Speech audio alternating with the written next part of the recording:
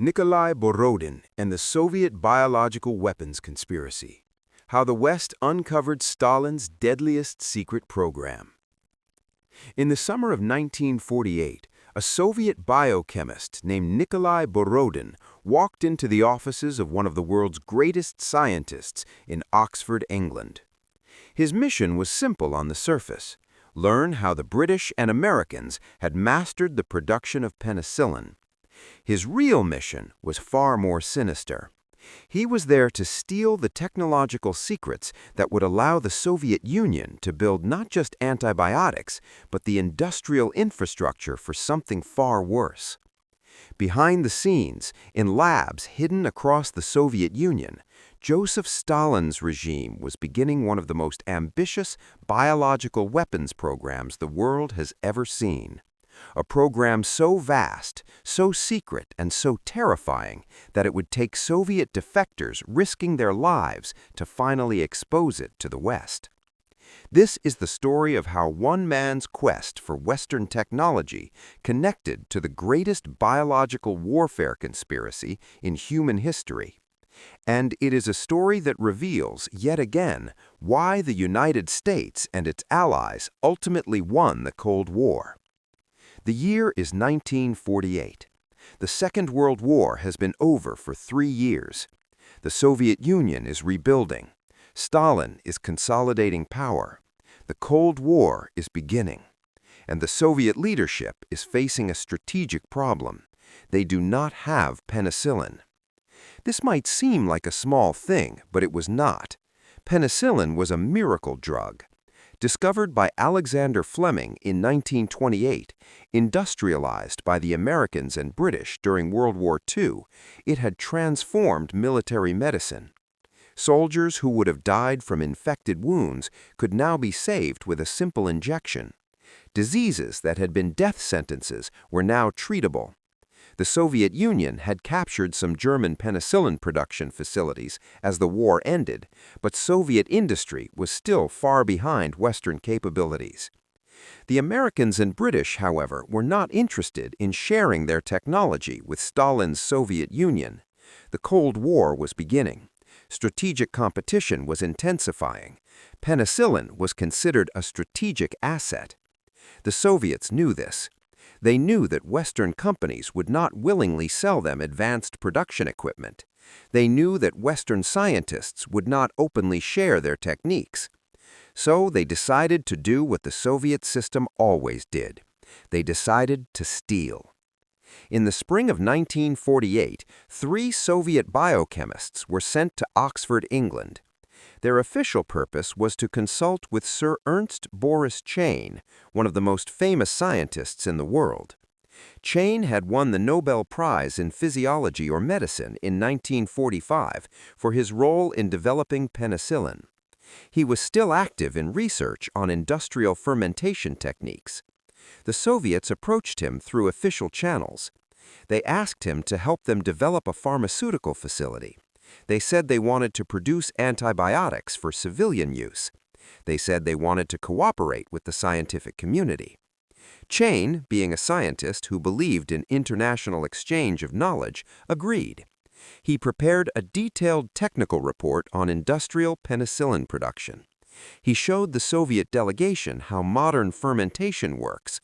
He explained the scaling processes necessary to go from laboratory production to industrial quantities.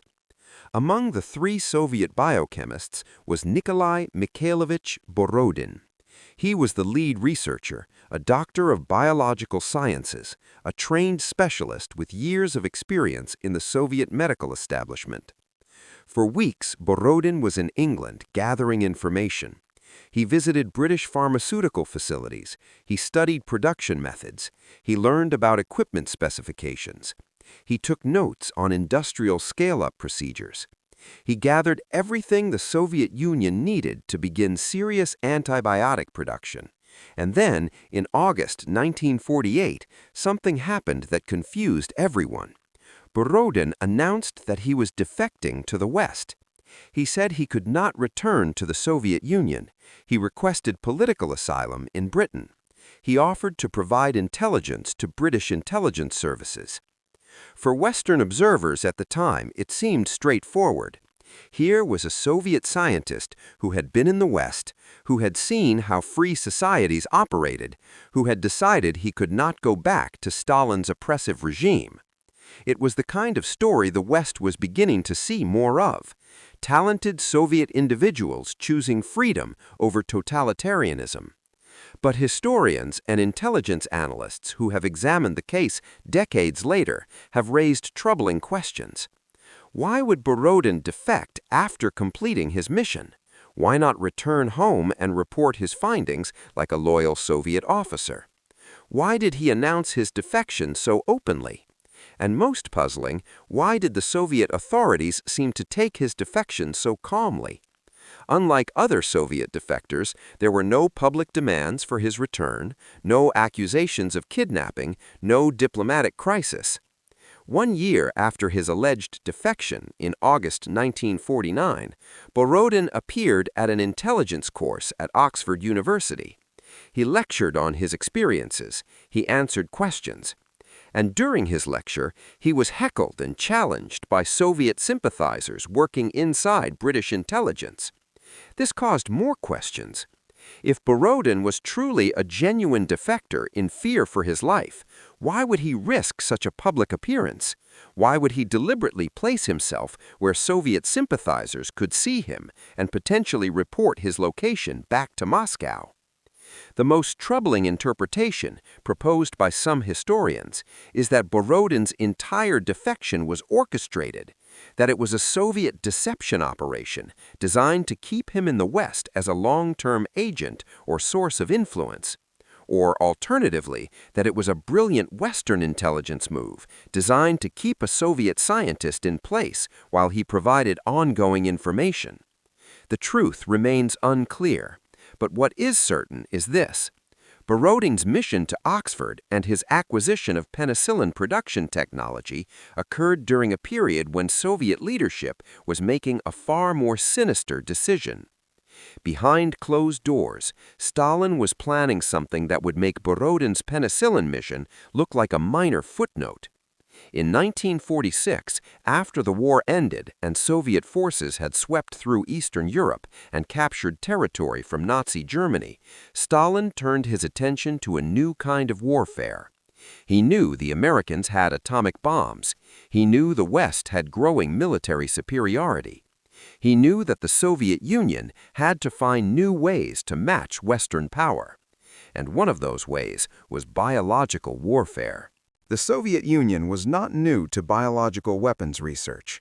As far back as the 1920s, in the chaos and upheaval of the early Soviet state, communist scientists had begun experimenting with pathogenic organisms as weapons. In the 1930s, during Stalin's terror, the secret police had even used toxins and biological agents in assassinations and prisoner experiments. But what Stalin ordered in 1946 was something different.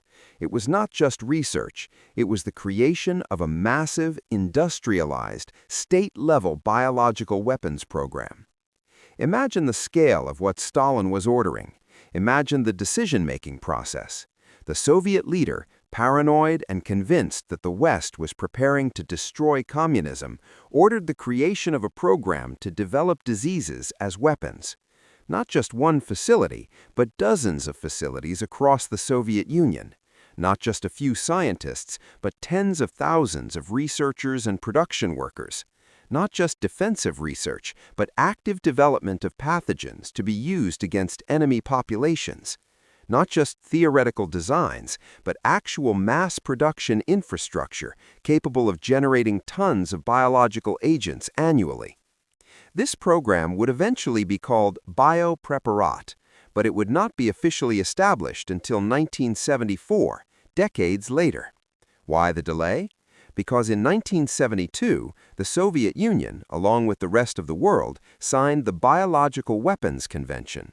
This international treaty, negotiated during the height of the Cold War, banned the development, production, and stockpiling of biological and toxin weapons.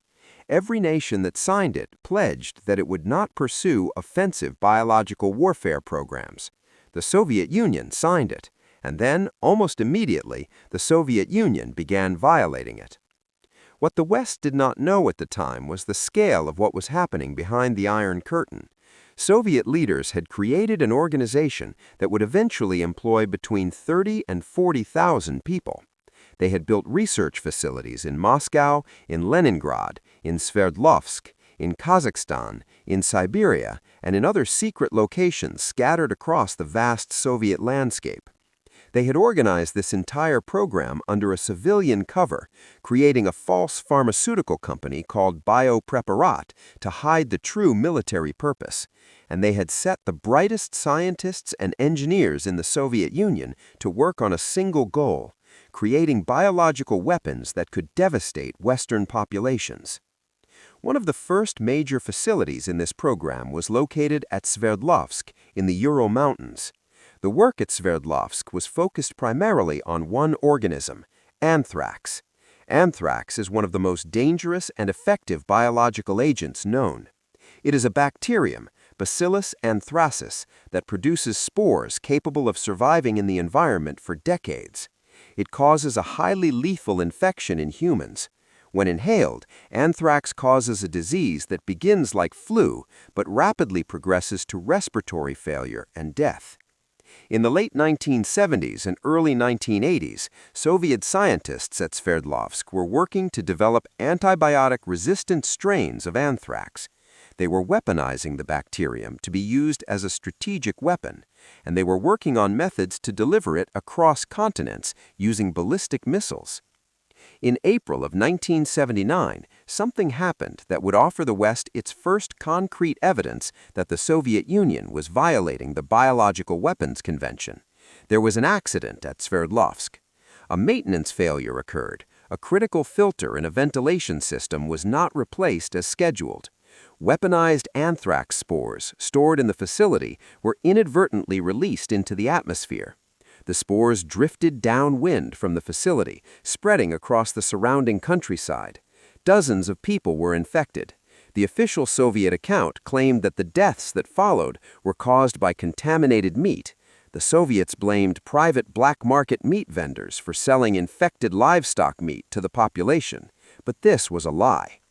According to later investigation and defector testimony, at least 64 to 68 people died in the Sverdlovsk anthrax accident.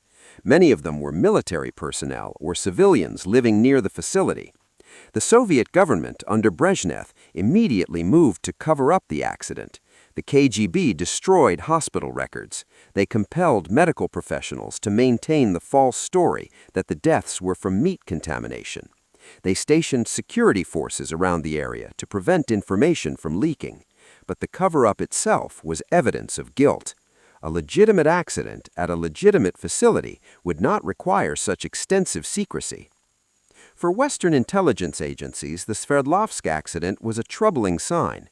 The CIA suspected that the Soviets had experienced a biological weapons accident, but the Soviets denied everything. The Kremlin rejected all suggestions that they were violating the Biological Weapons Convention. They claimed that Sverdlovsk was purely defensive research facility. They produced false documents claiming that no offensive work was being conducted. And the West, unable to penetrate the veil of Soviet secrecy, could only suspect the truth without being able to prove it. But the Sverdlovsk accident did something else. It accelerated Soviet efforts to ensure that such an accident would never happen again. The Soviets realized that their Sverdlovsk facility was vulnerable to discovery. They realized that continued production of weaponized anthrax in a single location in the Urals was risky. So they made a decision. They would build a new facility in Kazakhstan, far from populated areas, far from foreign observation, with advanced containment and safety systems. This new facility was called Stepnogorsk, and it would become the most advanced biological weapons production facility in Soviet history. Stepnogorsk was enormous. It covered 2 square kilometers. It had more than 25 major buildings. It employed more than 700 scientists and technicians, and its purpose was clear to those who worked there, who understood the true mission: the mass production of weaponized biological agents. The Soviet government publicly claimed that Stepnogorsk was a facility for producing vaccines and antibiotics for peaceful civilian purposes. But the facility's design, its budget, its staff, and its capabilities all suggested something far more sinister. By the mid-1980s, Stepnogorsk had become the crown jewel of the Soviet biological weapons program. The facility had been designed and built with input from the most advanced Soviet bioweapons specialists. It had fermentation tanks capable of producing tons of biological agents. It had specialized equipment for weaponizing pathogens, turning them into powders that could be dispersed as aerosols. It had storage facilities for the finished products, and it had been specifically designed to be able to rapidly scale up production in the event of war. In other words, it was a facility built not for research, but for industrial-scale mass production of weapons to kill millions of people. The agents being developed and produced at facilities like Stepnogorsk were beyond what the West fully understood at the time. Soviet scientists were working on antibiotic-resistant anthrax. They were working on plague bacteria, Yersinia pestis, that had been genetically modified to be resistant to the antibiotics that normally cure plague. They were working on viral agents, including modified forms of smallpox. They were even working on exotic organisms like Marburg virus and Ebola virus, weaponizing them for potential use as biological warfare agents. One particular achievement represents the absolute pinnacle of Soviet biological weapons development. In 1988, scientists at Stepnogorsk created a strain of anthrax that would later be called Anthrax 836. This strain was created through genetic engineering techniques. It was designed to be resistant to antibiotics and to be more transmissible than wild-type anthrax. It was weaponized for aerosol dispersal, and it represented, quite simply, one of the most dangerous biological agents ever created by human beings. If this organism had been released in an urban environment, the death toll would have been catastrophic. Hundreds of thousands of people could have died. Entire cities could have been emptied of human life. The Soviet Union was developing this weapon not because they wanted to use it, but because they believed the West might be doing the same. They were caught in a biological weapons arms race, just as both sides were caught in a nuclear arms race. Each side feared that the other was developing devastating biological weapons. Each side believed it needed to match or exceed the other's capabilities, and each side invested enormous resources into biological weapons development in the name of deterrence. But here is where the story takes a crucial turn. Here is where we see the fundamental difference between totalitarian systems and free societies. Here is where we see how societies built on terror and control eventually crumble, while societies built on openness and freedom endure. Because in the Soviet biological weapons program, something that might never happen in a democratic society began to occur. People started to question what they were doing. People began to have doubts. In 1982, a Soviet biologist named Vladimir Pasechnik was assigned to direct the Institute of Ultra-Pure Biochemical Preparations in Leningrad. On paper, it was a vaccine research facility. In reality, Pasechnik was told, it was part of the biological weapons program. The true mission was not to develop vaccines, it was to develop plague bacteria for weapons use. Pasechnik realized that he had spent his entire career thinking he was working on defensive research, only to discover that his real work was developing offensive weapons of mass destruction. For years, Pasechnik served as the director of this facility. He oversaw research into genetically modified plague. He saw plague bacteria being developed that could resist antibiotics. He witnessed the creation of delivery systems, modified cruise missiles that could be flown at low altitude and spray aerosolized plague across a population center. He understood the strategic intent to create a weapon that could kill millions of people across an entire continent. By the late 1980s, as Soviet society began to open up under Mikhail Gorbachev, Pasechnik's conscience finally broke. He could no longer live with what he was doing. He could not sleep at night knowing that he was responsible for developing weapons that could kill millions. In August of 1989, he made a decision that would change everything. He defected to the United Kingdom. He walked into British intelligence and offered to tell them everything he knew about the Soviet biological weapons program. What Pasechnik told British intelligence shocked them to their core.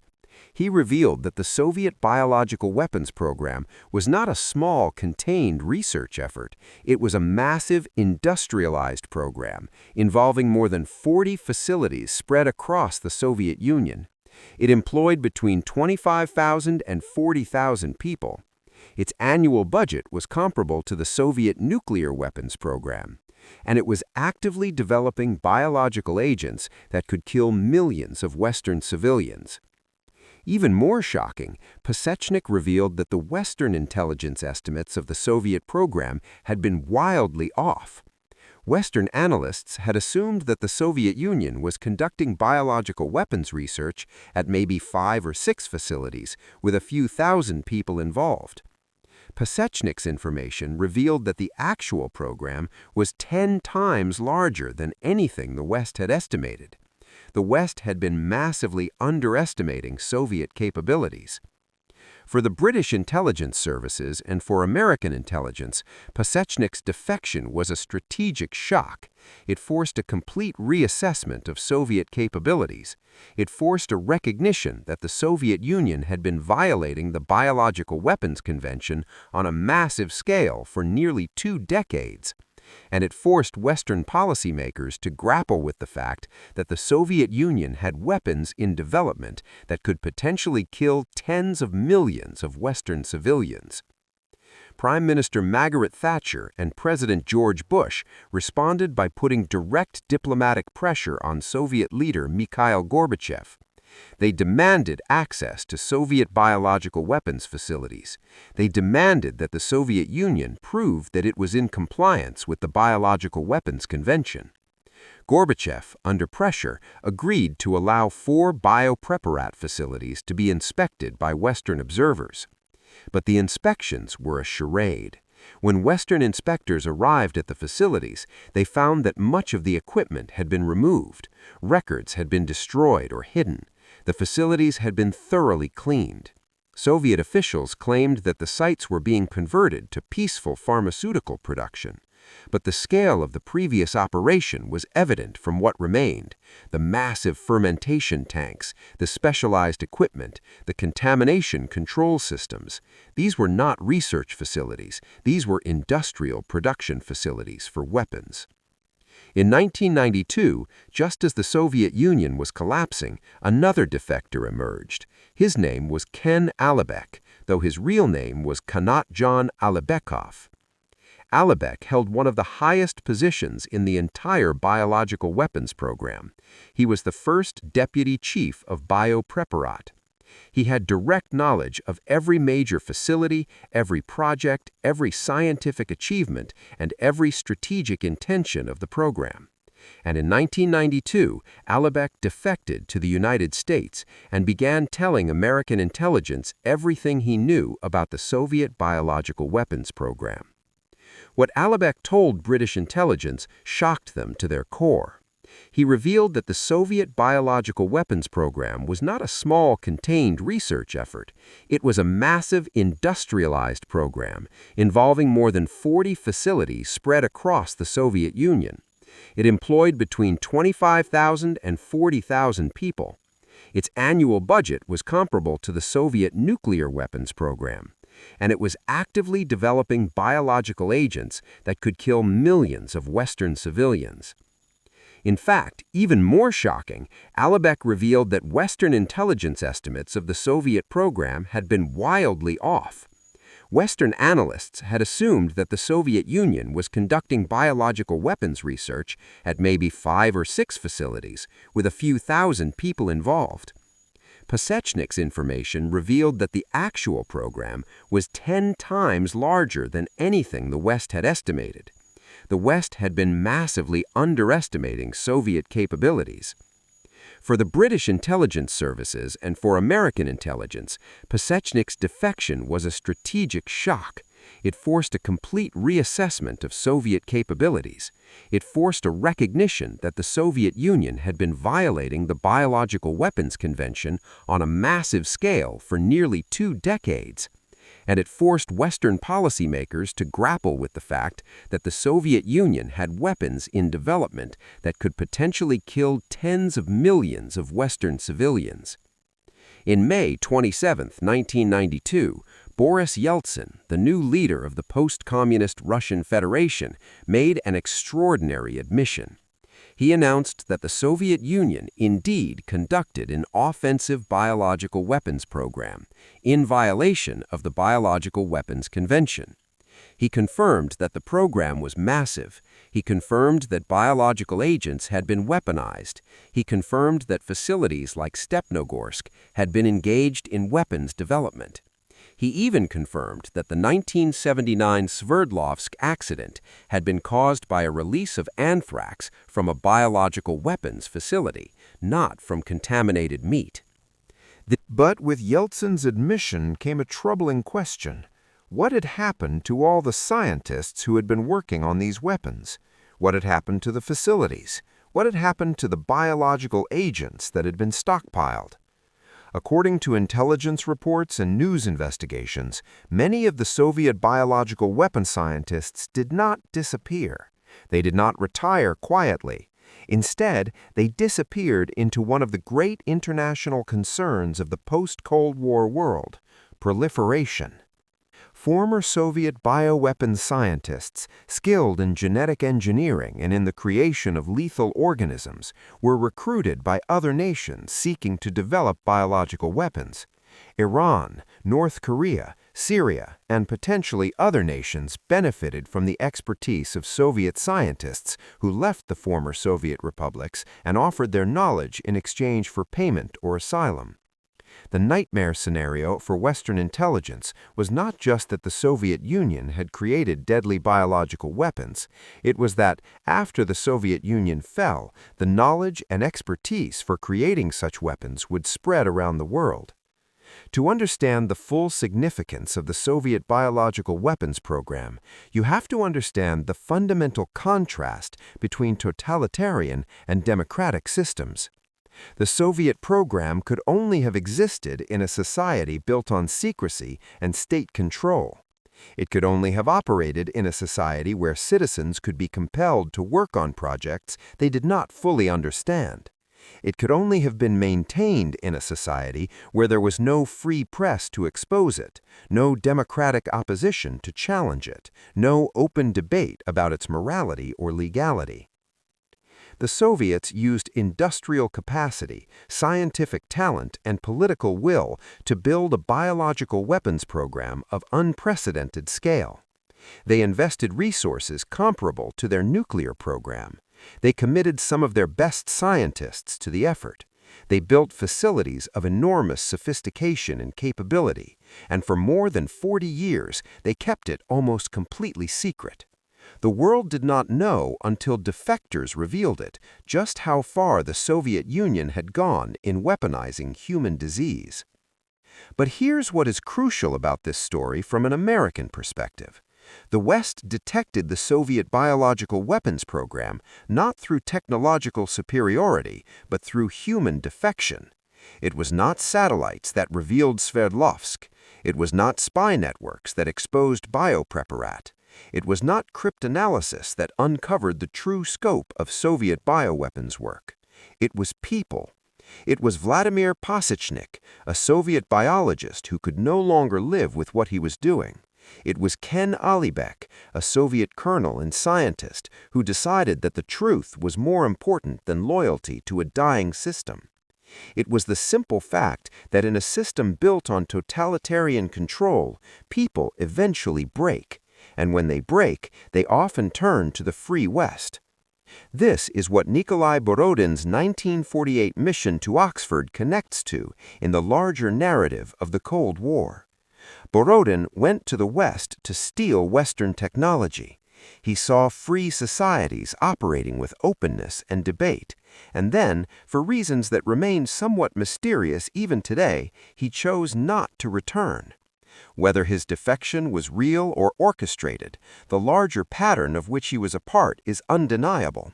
Soviet citizens, when given the choice, when offered the possibility, chose the West. They chose freedom over the Soviet system. They chose openness over secrecy. They chose democracy over totalitarianism.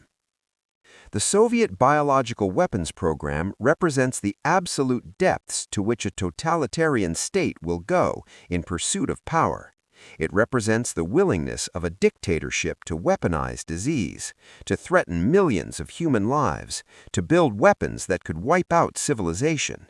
It represents what a system of total control can accomplish when its leaders decide to pursue a goal without moral restraint.